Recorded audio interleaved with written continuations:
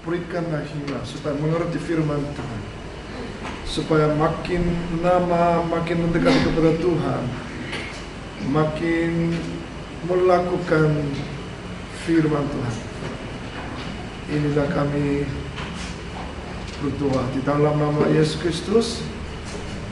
Kami berdoa. Amin.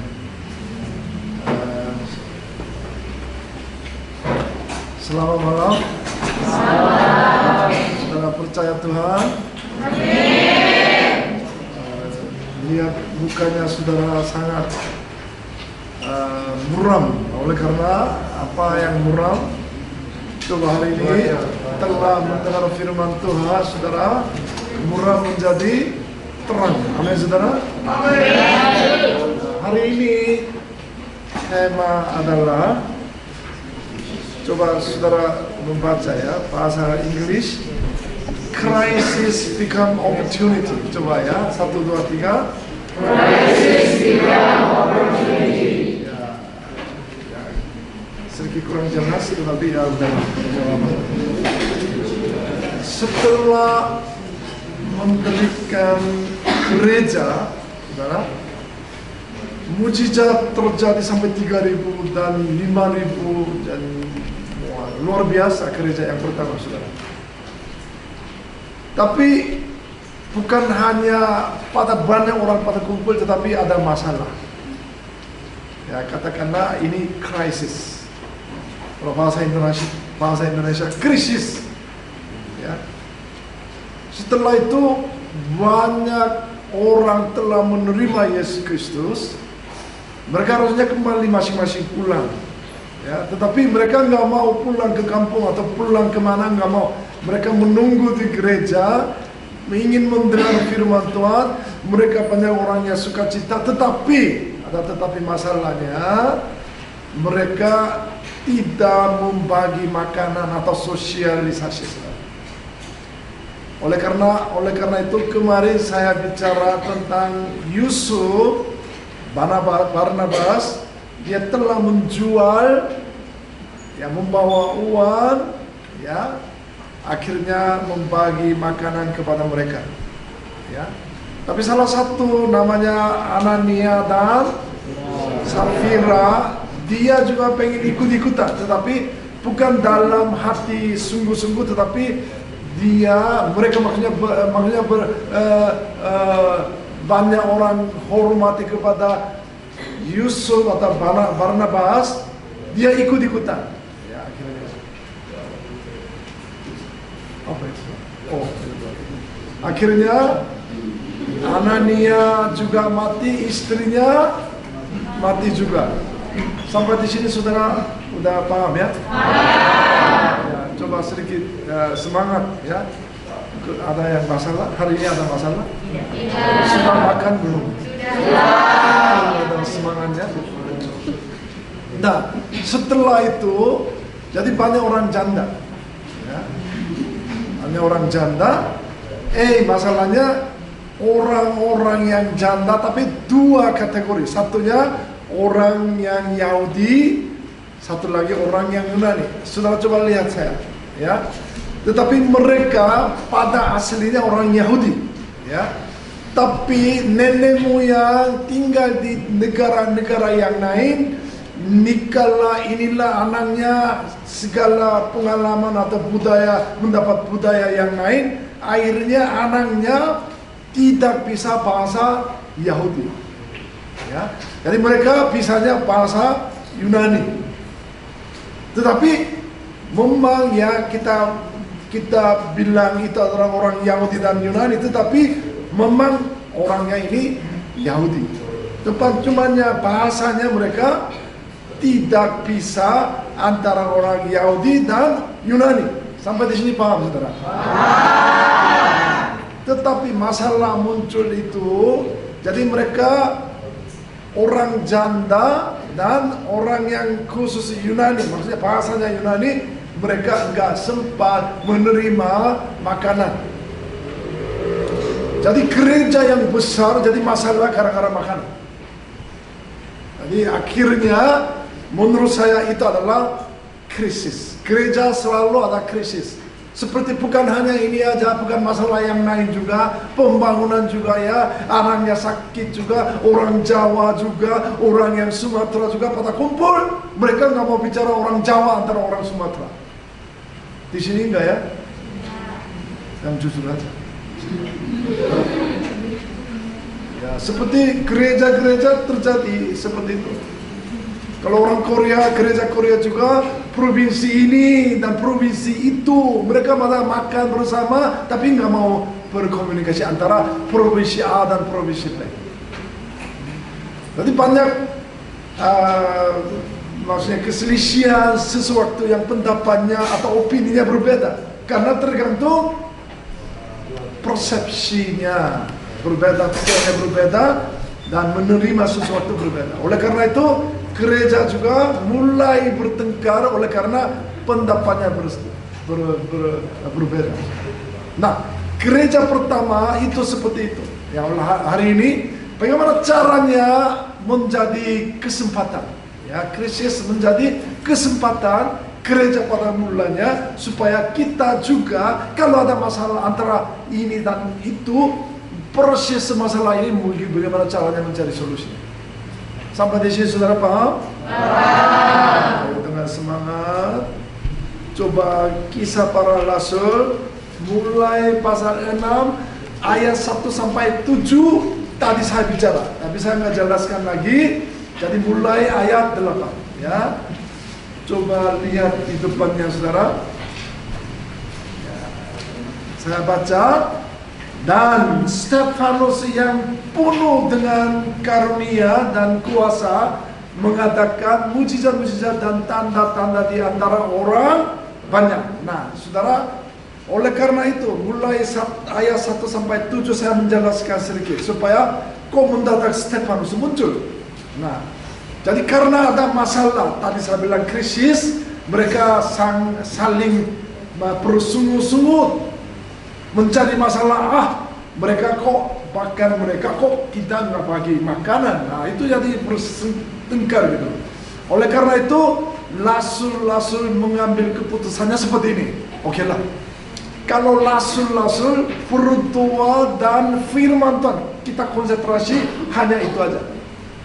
Terus membagi sosialisasi ini memilih 7 orang diakon atau memilih 7 orang supaya mereka akan tanggung jawab untuk bagi-bagi makanlah, untuk masalah gereja kecil-kecil ya mereka yang atur semua. Ya, setelah itu 7 orang, maksudnya gereja memilih 7 orang, salah satu namanya Stefanus. Saudara paham sampai di sini? Jadi mulai 8 saudara baca, loncat. Terlalu banyak ayat 12 saudara baca. Coba konsentrasi di depan atau di Alkitab dengan 1, 2, 3. Dengan jalan demikian mereka mengadakan suatu gerakan di antara orang banyak serta tua-tua yang ada di dalam larat. Mereka menyekat Stefanus, menyedernya dan membawanya ke hadapan mahkamah. Nah, tadi saudara ayat 8 apa yang bunyinya saudara? Stefanus setelah Stefanus, jadi banyak mujizat-mujizat dan tanda-tanda luar biasa. Tetapi oleh karena itu ahli-ahli Taurat dan orang tua-tua menangkap dia. Bagaimana ini orang-orang kok mujizat terjadi? Ya, karena bagi orang yang Yahudi seperti Stefanus apa yang kerjakan itu kayaknya asing banget, itu nggak mau terima. Ya, seperti kemarin saya bicara, orang Saduki dan orang Yahudi nggak mau terima tentang Yesus Kristus. Ya, oleh karena itu masalah di situ, saudara, ahli-ahli Taurat menangkap dia supaya jangan banyak ngomong. Gitu kira-kira begitu artinya. Ya, ayat 12 dan ayat 13, 1, 2, 3. Lalu mereka menunjukkan saksi-saksi palsu yang berkata, orang ini terus-menerus mengucapkan perkataan yang menghina tempat kudus ini dan berdoa. Nah, mereka hukum Taurat atau ahli-ahli Taurat mencari masalah apa yang dulu perkataannya dia. Jadi dia bilang saksi-saksi yang palsu. Ya, saudara paham ya sampai di sini? Ya, pahamnya setengah paham atau bagaimana? Suaranya makin. Nah, 14, 1, 2, 3. Sebab kami dalam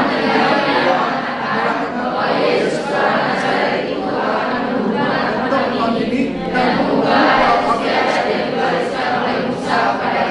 nah, saudara coba lihat kepada.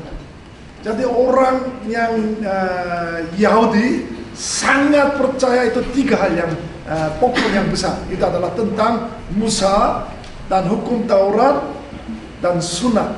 Nah, ini yang salah satu itu penting sekali menurut orang Yahudi. Tetapi nah, Yesus Kristus orang Nazaret merubuhkan, menghancurkan tempat ini dan mengubah adat istiadat. Maksudnya mereka, wah, Musa seperti istiadat atau nenek moyang apa yang mereka pada ikut sangat terhormat, segala peraturannya mereka nggak usah. Seperti apa yang nggak usah? Ayat 15 saudara baca, ya. Semua 1, 2, 3. Semua orang yang hidup dalam sidang agama itu menatakan seperti muka seorang malaikat. Nah, itu mereka sangat menetap. Saudara pernah mendengar menetap? Kemarin orang yang lumpuh juga, Petrus dan Yohanes juga menetap kepada dia. Ya, jadi maksudnya konsentrasi kepada dia. Jadi semua orang yang ahli-ahli Taurat konsentrasi kepada Stefanus, tetapi kelihatannya seperti apa? Seperti apa? Malaikat. Saudara, malaikat. Jadi saudara-saudara saya lihat seperti malaikat atau seperti apa ini? Malaikat juga. Kelihatannya nggak malaikat. Kayaknya ada masalah gitu loh. Ya. Nah, coba sedikit ya sukacita, nggak sampai malaikat tetapi setengah malaikat kira-kira. Ya, saudara mendengar firman Tuhan, masa mukanya muram sekali, kelihatannya banyak khawatir. Ya, coba sedikit-sedikit jadi sukacita. Ya. Nah, latar belakangnya tadi saya sedikit menjelaskan masalah krisis. Maksudnya tadi orang-orang banyak pada kumpul, telah mujizat terjadi, 3.000, 5.000 orang pada kumpul, berbalik atau bertobat, menerima Yesus Kristus. Nah, tetapi tadi yang saya bicara, beberapa orang tidak menerima makanan atau janda-janda tidak menerima, khususnya orang apa? Orang Yunani. Jadi sebenarnya Yunani itu adalah seperti kalau di sini orang bukan Jawa, itu kira-kira NTT. Ini suaranya mati. Ini suara mati terus saya paksa. Oh.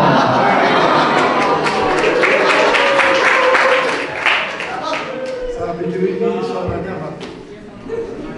Nah, misalnya dari NTT atau Papua datang jauh-jauh datang, mukanya hitam lagi. Ya, orang Jawa di sini, ya kira-kira teman baik tetapi nggak mau mendekat kepada dia. Orang kampung. Bahasa juga lain. Bahasa Yunani antara bahasa Yahudi lain. Justru itu mereka, orang Papua jangan kasih makan. Ya, kira-kira begitu. Jadi orang Papua itu adalah saya cuman bisa ya saudara, jangan benar-benar itu. Setelah itu masalahnya bukan orang laki-laki, orang janda. Kasihan. Terus ada apa makanannya? Ya, jadi mulai bersungguh-sungguh. Ya, bagaimana? Ini namanya tadi bilang krisis. Karena gereja di dalam satunya masalah ini, satunya masalah itu, banyak terjadi masalah. Akhirnya mereka bagaimana caranya untuk yang menjadi kesempatan yang baik. Ya, coba saya membaca ya. Timbullah sungguh-sungguh di antara orang-orang Yahudi yang berbahasa Yunani terhadap orang-orang Ibrani, ya Yahudi, saudara. Karena pembagian kepada janda-janda diabaikan, ya. Saudara cukup paham ya? Cepat respon supaya mau cepat pulang ya. Nah, jadi gereja itu memilih 7 orang untuk pembagian tugas. Tetapi waktu memilih 7 orang ada kondisinya, saudara. Ya, dia terkenal baik, nama dia sangat baik. Ya, terus dia penuh dengan Roh Kudus. Ya, soal dia hikmat. Jadi 3 orang-orang yang benar. Jadi gerejanya memilih 7 orang. Ya, salah satu, tetapi saudara coba, yang mereka gereja memilih orang Jawa atau orang yang di Papua? Enggak tahu. Benar-benar enggak tahu. Nah, gereja saya lihat gerejanya sangat bagus mengambil keputusannya. Kenapa? Mereka memilih orang Papua, orang NTT. Padahal banyak orang di sini Jawa, kok wakil atau yang orang-orang yang benar, orang yang hikmat, orang yang Roh Kudus, maksudnya penuh dengan Roh Kudus dan terkenal baik, itu adalah orang, semua orang seperti orang Papua. Ya, tetapi gereja yang tulisnya di sini bukan Papua ya, jangan salah paham ya. Aduh, Pak Yun bicara orang Papua, bukan maksudnya bisa ya, saudara. Ya, jadi mereka memilih orang Yunani, luar biasa, saudara. Gereja ini nggak mungkin sekarang gereja di mana saja memilih orang yang baik, semua orang keluarganya hamba Tuhan, adiknya hamba Tuhan. Semua keluarga hamba Tuhan memilih untuk seperti yang wakilnya segala, untuk seperti contohnya kayak gini. Ya, tapi gereja sehat itu adalah memilih 7 orang, banyak kan, maksudnya semua namanya saya lihat itu seperti orang ya Yunani.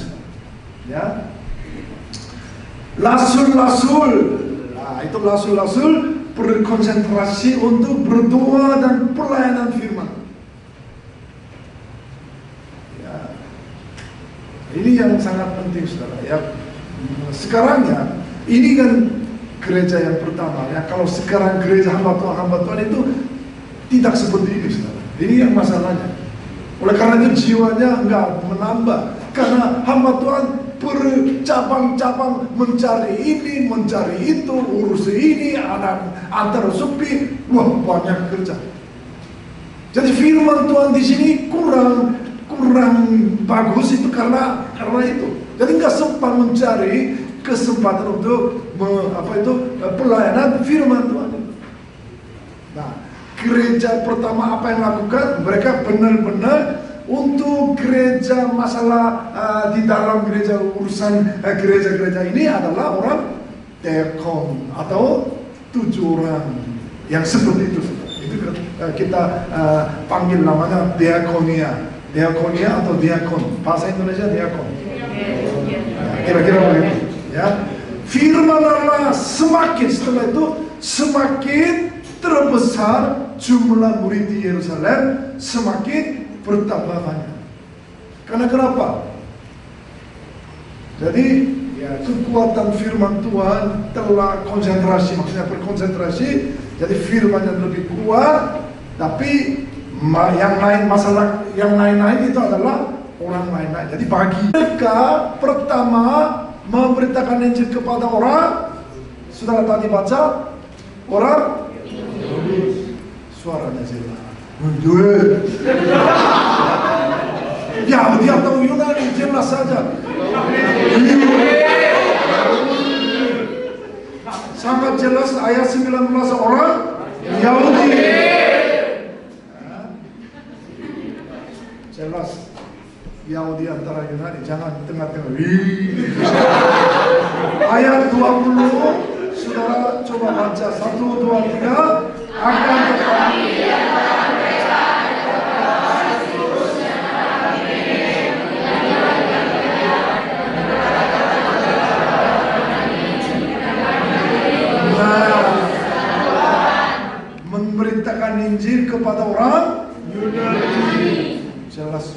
Yunani. Nah, telah mengambil keputusan dari gerejanya seperti itu, saudara. Sejarah dunia merubah semua itu adalah oleh karena Yunani, saudara. Karena kenapa? Ada yang tahu nggak? Kenapa orang Yunani berubah dunia ini? Ada yang tahu? Pertama, bahasa. Satu, bahasa. Karena dia tahu bahasanya. Justru itu di mana saja dia bilang, di mana saja orang maksudnya Yunani, di sini ada orang Yunani, bahasa Yunani. Terus mereka bisa bahasa Yahudi juga. Tapi orang Yahudi hanya Yahudi saja. Tetapi bahasa Yunani, namanya multiple language, saudara. Semua bisa untuk memberitakan Injil, tidak ada masalah. Bahasanya, justru itu saudara harus bahasa yang lain, bahasa Inggris atau bahasa yang lain harus bisa, saudara. Karena dunia ini udah banyak kesempatan untuk memberitakan Injil. Bukan hanya orang Papua aja, tetapi dunia sudah luas, saudara. Ya. Terus ada alasan lagi, satu bahasa ada lagi.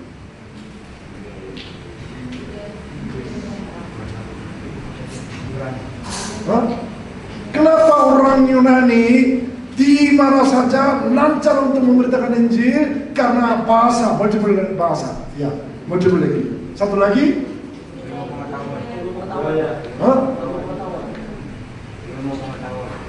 Ilmu pengetahuan yang lain, saudara.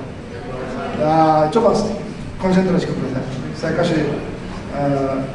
Karena Roma, saudara, banyak negara-negara di bawah tanah, ya. Jadi Roma itu adalah daerah di situ semua Roma occupy. Maksudnya semua sebagai negara kecil-kecil makan, saudara.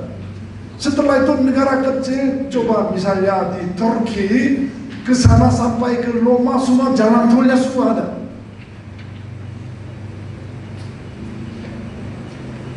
Ya. Jadi negara di mana saja, Turki, daerah di mana saja, sampai Roma jalan tolnya semua ada di situ. Ya, mereka bahasanya bisa, terus mereka pakai jalan tol. Ya, jadi oleh karena jalan tol itu adalah, itu namanya apa itu, saudara? Net, bahasa Inggris net. Oleh karena seperti negara kecil sampai langsung ke Roma itu adalah namanya net atau network.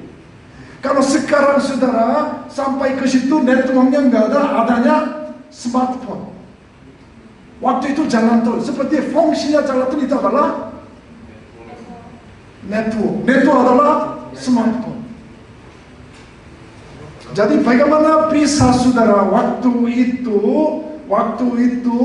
oleh karena dua bahasa, maksudnya bahasa, multiple bahasa dan jalan tol begitu cepat. Tahun 330 Roma menjadi negara Kristus. Oleh karena Galilei 12 orang, murid 12 orang merubah total dunia ini menjadi satu negara Kristus di Roma.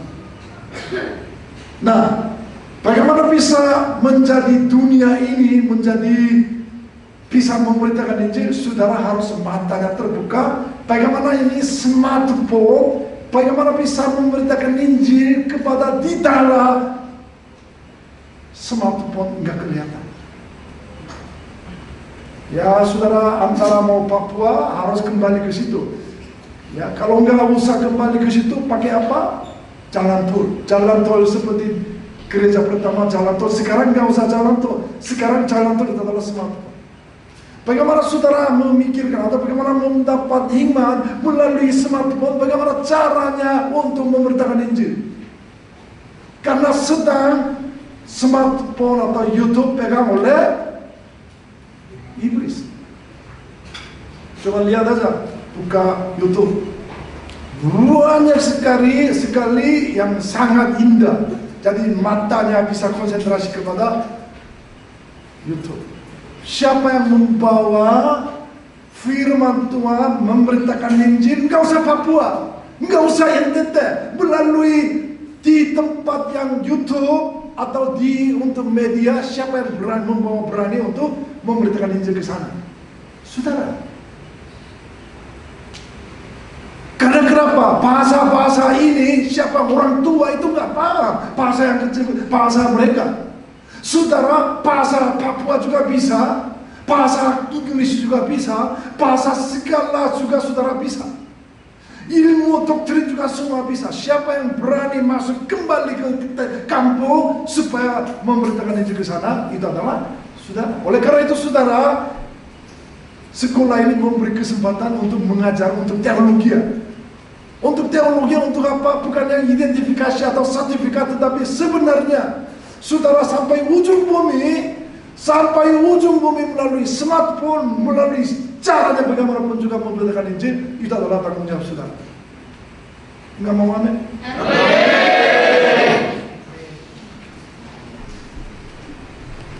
Karena gereja maksudnya mengambil keputusannya sangat baik. Oleh karena itu saudara akan belajar sejarah kisah para rasul. Itu adalah oleh karena itu saudara. Oleh karena orang itu terjadi mujizat segala caranya untuk memberitakan Injil juga iya. Orangnya itu juga saudara. Ya, jadi subjek utama coba lihat. Ya, bagaimana dengan hidup kita? Ya, pertanyaan satu saudara. Oleh karena apa kita memperoleh kekuatan hidup dan apa esensinya? Tanya diri sendiri. Saya setiap hari hidup oleh karena firman Tuhan, atau saya hidup sehari-hari semangat oleh karena sesuatu untuk duniawi, atau saya hidup sehari-hari kekuatan itu adalah ajarku. Saudara tahu BTS, saudara? Dia 2 tahun lalu di UN dia announce, maksudnya dia bicara seperti ini. No matter how, penting saudara sekarang senang atau enggak, sukacita atau enggak. Saya nggak mau tahu belum sebelumnya, saya nggak mau tahu masa depannya. Saudara-saudara pemuda khususnya, apakah hari ini senang? Oleh karena apa yang senang? Wah, dia pernah tanya kepada saya dan saudara juga. Balik tanya sekarang, bagaimana saudara kekuatan atau sehari-hari hidup, kekuatan maksudnya memperoleh kekuatan hidup itu apa? Stefanos atau gereja pertama, mereka hidup oleh karena bagaimana bisa kekuatan, bagaimana bisa hidup untuk tujuannya oleh karena satu alasan itu, oleh karena Yesus Kristus. Orang mature. Bagaimana saudara sendiri? Itu yang tanya diri sendiri. Saya setiap hari sih sebenarnya apa yang alasan saya hidup sehari-hari?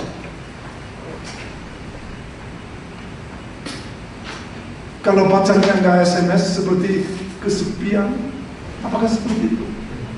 Apakah benar-benar saudara majikan kehidupan adalah Yesus Kristus atau enggak? Oleh karena sekolah ini memberi kesempatan untuk belajar, tapi hanya belajar aja. Muridnya sedang jalan pelaut, saudara. Jadi ombak, maksudnya badai luar biasa, sangat bahaya, saudara. Yesus Kristus lagi apain? Dia tidur. Tidur di mana? Pucuk.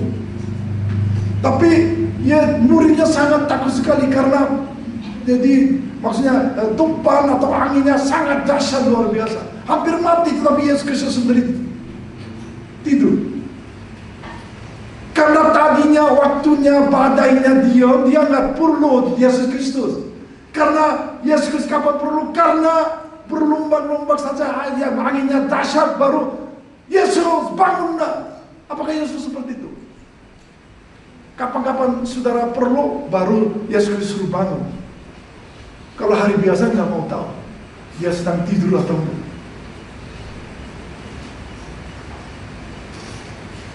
Karena nggak mau tahu, karena Yesus sedang tidur. Karena nggak perhatian, dia pucuk sekali dia tidur. Tapi anginnya dahsyat, baru takut sekali. Ayo, Yesus bangunlah. Apakah kita juga seperti itu?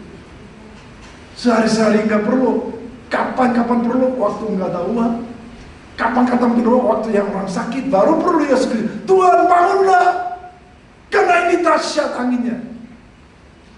Coba kita dua macam pelanggaran, maksudnya pandangan ahli-ahli Taurat. Jadi dua alasan itu adalah Yesus akan merubuhkan paidalah dalam 3 hari, akan mendirikan.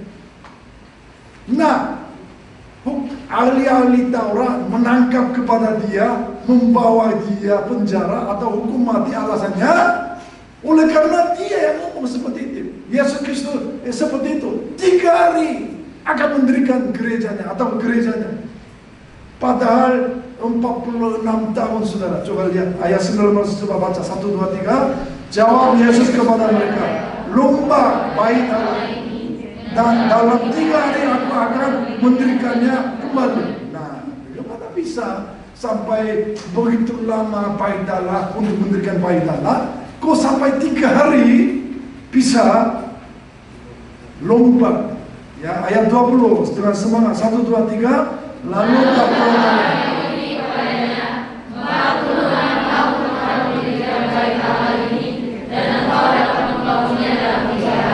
jadi bagaimana Yesus Kristus mengatakan seperti itu? Karena mereka hanya mencari masalah. Jadi mereka tidak mengerti apa yang maknanya, saudara. Coba. Ya. Ada satu lagi, mengubah adat istiadat dan diwariskan oleh Musa. Coba Matius pasal 5 ayat 17, 1, 2, 3. Janganlah kamu menyangka bahwa aku datang untuk menyiapkan aku Taurat atau kitab para nabi. Aku datang bukan untuk menyiapkannya, melainkan untuk saya datang untuk menghancurkan paidalah, maksudnya hukum Taurat. Nah, ini nggak benar menurut pandangan ahli-ahli Taurat. Ya, tetapi saudara, itu bukan maksudnya hanya mencari masalah. Sebenarnya Yesus telah mati 3 hari akan bangkit. Itu namanya 3 hari akan mendirikan gereja. Karena dia sendiri gereja, saudara. Jadi mereka salah paham. Ya, yang tadi juga saya lihat salah pahamnya seperti apa. Dia maksudnya bukan untuk menyediakannya, maksudnya bukan hancurkan, maksudnya lebih. Karena hanya hukum Taurat bisa mengukur dosa, tetapi tidak bisa membawa keselamatan. Mereka mencari masalahnya, akhirnya dia mati juga. Ya, coba saudara aplikasinya, bagaimana caranya kita bisa belajar dari. Kenapa Stefanus mati? Ya, sangat tertusuk hati mereka, maka mereka menyambutnya dengan gertak gigi. Karena kenapa? Mereka lebih penting, lebih percaya itu adalah Musa, hukum Taurat dan Sunnah. Tetapi ini perlu, nggak perlu ini. Hanya Yesus Kristus saja. Dan mereka gertak gigi. Ya. Jadi kadang-kadang ada yang tanya, ada yang menanyakan, kenapa ya Stefanus khotbah hanya khotbah setelah mati? Saudara, Presiden Amerika namanya siapa? Biden. Ya, Biden bilang kok dia waktu jalan accident, jadi anaknya mati, istrinya juga mati. Laki-laki juga kena kanker, semua mati. Dia tanya, oh Tuhan, why me? Kok kenapa yang saya harus kena? Banyak dunia ini kok kena saya, why me? Setelah dia menjadi presiden, dia mengerti, oh why not? Why not? Setelah dia menjadi presiden, kenapa menderita anaknya mati dan istrinya mati, dia baru ketawa dunia ini Banyak orang menderita oleh karena istrinya nggak ada, anaknya nggak ada, segala menderita. Jadi dia mengerti situasi kehidupan manusia seperti apa. Oleh karena itu Tuhan jawab kepada dia. Tadinya dia belum mengerti. Wahina, kok kena saya? Banyak dunia, banyak kok kena saya. Kok sampai istri dan keluarganya mati semua? Tuhan jawab, wahina, kamu harus anaknya menderita supaya kamu menjadi presiden, supaya lebih kuat telah presiden. Semua mengerti untuk dunia ini. Jadi kalau saudara mengerti sedikit, rencana Tuhan juga. Kalau Biden mengerti, maksudnya dia why not, saudara juga seperti akan kena seperti ini. Kapan kena seperti why me, saudara? Kapan saudara akan menderita juga belum tahu. Tapi kenapa hukum mati Stefanus, saudara? Tadi kehendak Tuhan luar biasa. Setelah dia, because of me, olehmu, Kisah Para Rasul pasal 12 ayat 1, 2, 3, olehmu, all the nation, semua kaum akan bumi akan menerima berkat oleh saudara, oleh saya, saudara. Kenapa saya menjadi menderita? Setelah itu ada rencana Tuhan, saudara. Setelah hukum mati tersebar sampai 8.000 orang, sampai seperti ujung bumi tersebar, jadi membangun kerajaan Allah. Itu adalah kehendak Tuhan. Tadi saya bicara because of you. Oleh karena saudara, oleh karena telah menerima firman Tuhan di Kanaan, saudara akan kemana-kemana saja. Oleh karena saudara akan membangun kerajaan Allah. Itu adalah kehendak Tuhan. Padahal sekarang saudara belum mengerti. Enggak ada amin? Enggak apa-apa.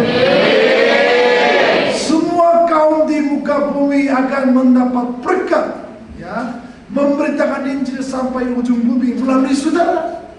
Itu rencana saudara, rencana Tuhan, saudara. Oleh karena itu saudara berdoa, Tuhan, pakailah saya sesuai rencana Tuhan. Pakailah sesuai dengan rencanamu. Saudara berdoa. Sekarang saudara menderita oleh karena tidurnya, kosnya nggak enak, makanannya nggak cukup, seperti suasananya kurang bagus. Terimalah saudara. Tapi Tuhan akan pakai saudara sesuai dengan rencana Tuhan. Amin. Nah, coba kesimpulan satu. Nah, coba Kisah Para Rasul pasal 7 ayat 55. Coba membaca 1, 2, 3. Tetapi Stefanus yang penuh Roh Kudus mengulangi lalu melihat kemuliaan Allah dan Yesus berdiri secara. Saya membaca ini sangat terharu dan menangis. Walaupun saudara malam-malam,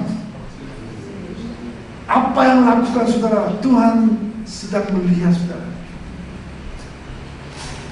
Ada yang bilang koram deo, saudara, in the face of God. Tuhan sedang melihat saya dan saudara.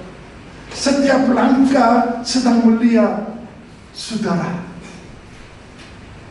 Kalau menurut kita, jadi rumah yang besar, ada yang perabot yang mulia, perabot yang emas, perabot yang perak. Tetapi bagaimana tuh, maksudnya majikan pakai perabot itu saudara, menyucikan diri.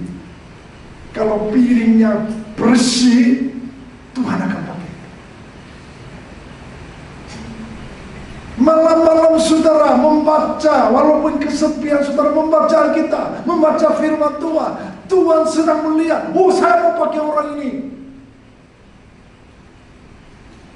Karena Stefanus sedang mati pun juga Yesus Kristus berdiri melihat dia lagi apain. Saudara membaca walaupun malam-malam kesepian, tidak ada komunikasi, sangat menderita, sakit pun juga, membacalah firman Tuhan. Oleh karena itu Tuhan sedang melihat siapa yang benar-benar orang yang suci. Ada yang orang yang kudus siapa? Tuhan akan pakai saudara sesuai dengan asal pakai, enggak.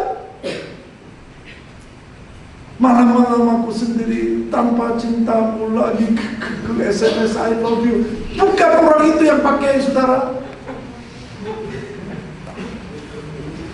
Benar-benar saudara, saya sendiri merasa yang sedang kesepian, kekurangan sesuatu. Bagaimana bisa membaca firman Tuhan? Bagaimana pulihkan saya? Tuhan, pakailah saya sesuai dengan rencana Tuhan. Kalau begitu Tuhan akan pakai seperti Stefanus, supaya mereka tersebar sampai ujung bumi. Mereka di mana saja pergi, dia membangun kerajaan Allah. Ini adalah kisah para rasul seluruh, mulai pasal 1 sampai terakhirnya menceritakan tentang itu, saudara. Indah musik ini, Mas.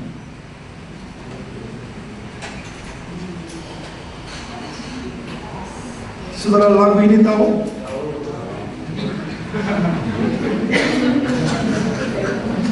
Ya.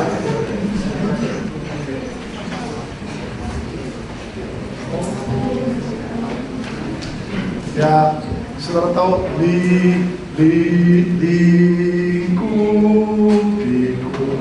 bahasa Inggris. Amen.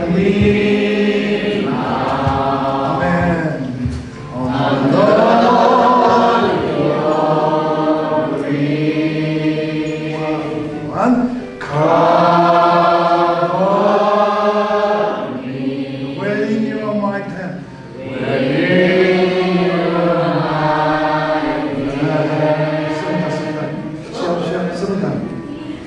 kita hormati kepada dia. Ya.